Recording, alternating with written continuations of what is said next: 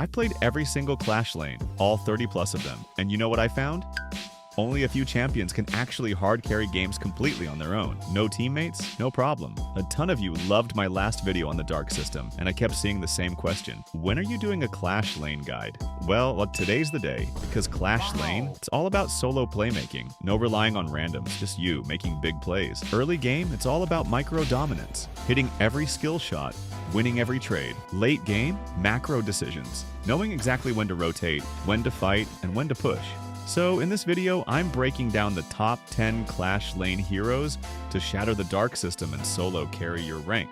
If this gets you even one free star, smash that 1,000 likes. Let's see how fast we can get there.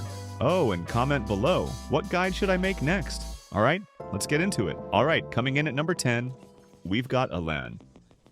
Now listen, this guy, he's not just another hero. He's literally a one-man wrecking crew in the Clash lane. Feeling trapped in the Dark system? Alan is your get-out-of-jail-free card. First off, he's the ultimate solo carry. He's got self-healing, crazy burst damage, and mobility for days. Teammates? Who needs him? Second, he's built to break the Dark system. Split pushing, destroying people 1 versus 1, scaling into late game. Oh yeah, and here's the best part. It doesn't matter what nerfs they throw at him. Master Alan and he'll always be viable. Now, early game, play it smart, not aggressive. Your real power comes at level 4. Focus on last-hitting minions. Poke with skill 1, but don't go starting fights yet. Here's a pro tip. Always use skill 1 when your fury is maxed out. Why? Because you get bonus armor penetration, magic penetration, and damage reduction. And when you're low health, that's when his healing goes absolutely nuts. The closer you are to death, the more health you get back. Trade smart, clear those waves, and always keep skill 2 ready to dodge enemy attacks. Mid-game, you become a split-pushing monster. Clear waves with skill 1 and 2, then rotate to steal jungle camps or gank mid. Your ultimate? Use it to instantly delete squishy enemies, or sneakily steal objectives when nobody's looking. Late game with full build, you can take on 1v3s like it's nothing. Melt tanks, assassinate carries, it's actually disgusting how strong you are. But here's the real key to winning. Never just group mid with your team. Keep pressure on the side lanes, force enemies to respond to you, then when they're distracted, boom! Ult straight into their backline. That's how you dominate with Alan. At number 9, we've got Sunsey. Now this guy isn't just another hero on the roster. Oh no, he's like a one-man pirate armada sailing through the battlefield. Think Luffy from One Piece charging in to save his crew. And let me tell you something. When you really learn how to play Sunsey, it's like directing your own action movie. So why is Sunsey absolutely busted in solo queue? First off, he's got this insane hybrid playstyle. He's not just a split pusher, not just a team fighter. He's both at the same time. That ultimate of his, it turns him into the king of map control, rotating across the battlefield faster than anyone else. And the psychological warfare? A good Sunsey player will have the enemy team too scared to even step out from under their towers. Early game, you're an absolute menace. Start with skill 2. Those 3 quick slashes will chunk enemies down hard. Then follow up with skill 1 to leap in and finish the combo. Just like that, half their health bar disappears.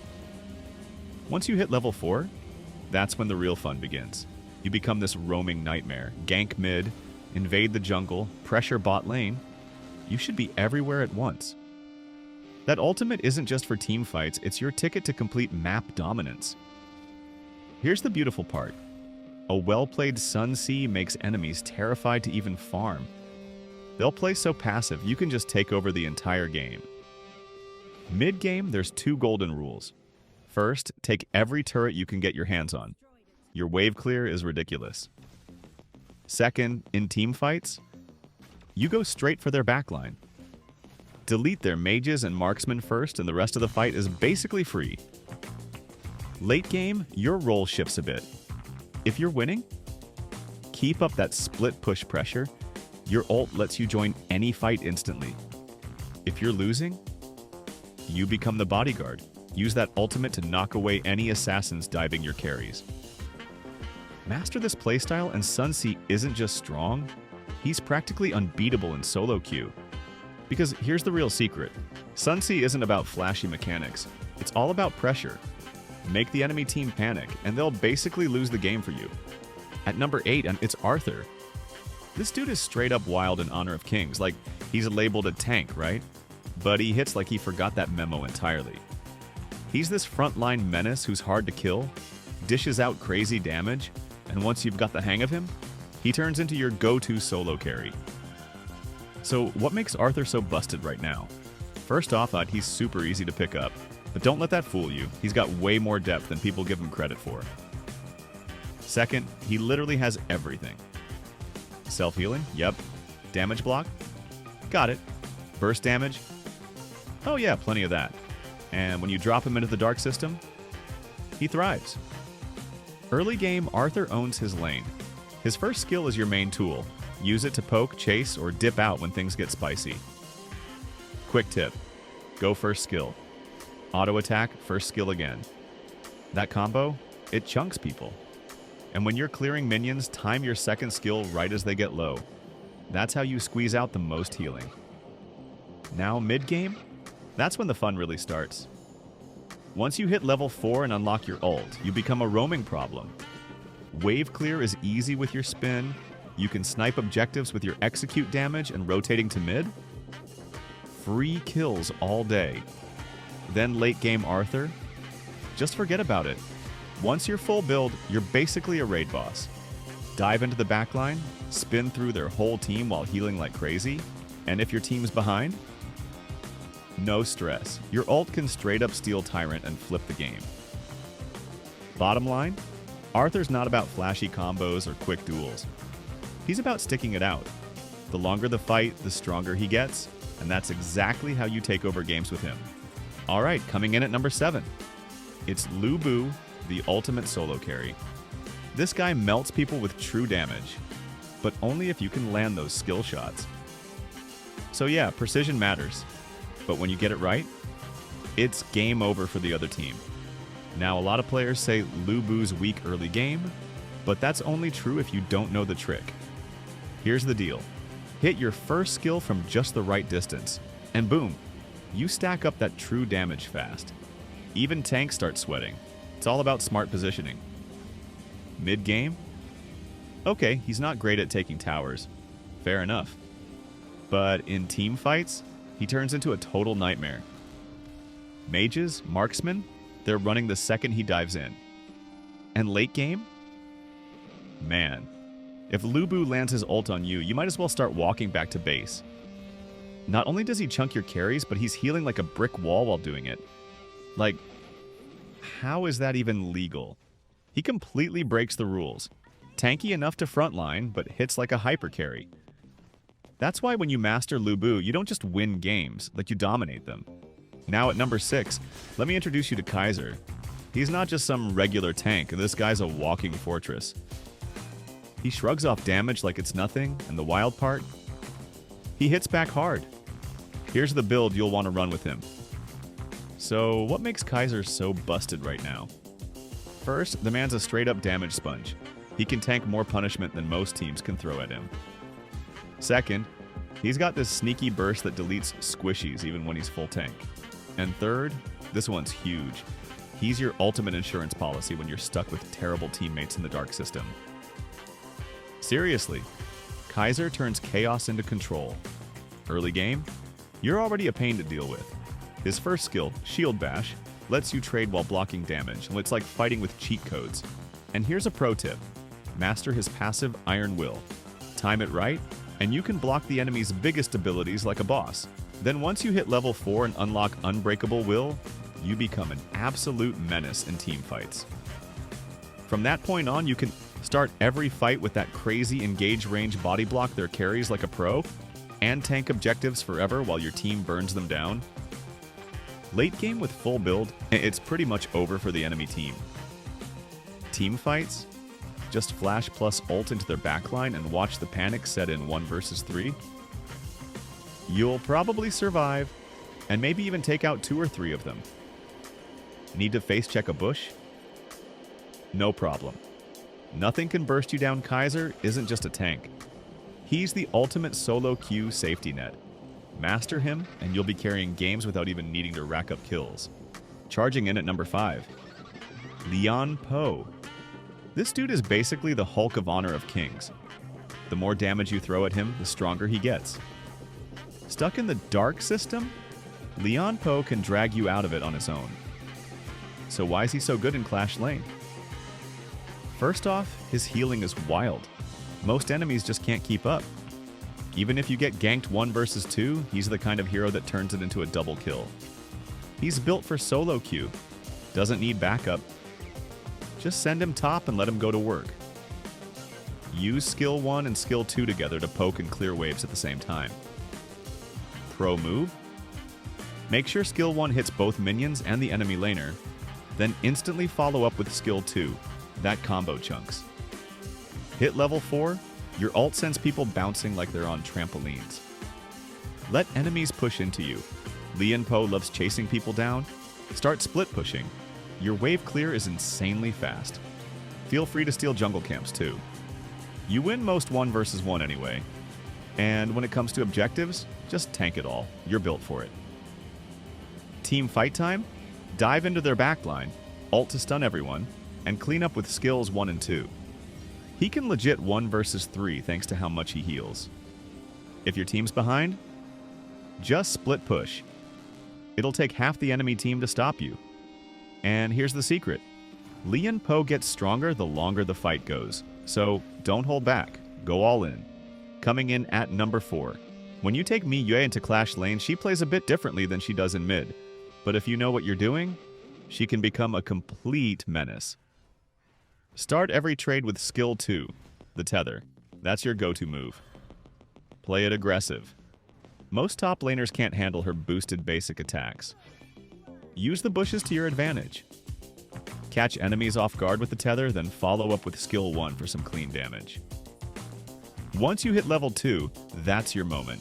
Mi Yue gets really dangerous fast, but keep skill 1 ready as an escape tool, especially if the enemy jungler shows up. If you get an early lead, start putting pressure on that first tower. In one-on-one, she's a beast. Skill 2. Straight up steals the enemy's attack power. Even if you get ganked, don't panic. Her ultimate makes her untargetable. It's perfect for dodging big ultimates or just dipping out safely. You can rotate to help your team, but don't leave your lane for too long. That tower pressure is huge. In team fights, Mi Yue isn't about burst. She's about consistent damage. Poke their backline with skill 1, but don't go too deep. If your team is pushing another lane, you can absolutely split push. She's great at it. And always hold on to your ult for dodging dangerous abilities or slipping out of bad fights.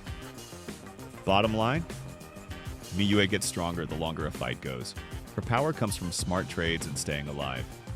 Master her in Clash Lane and you'll become a late-game monster nobody wants to deal with. Sliding into number 3, it's Xiang Yu.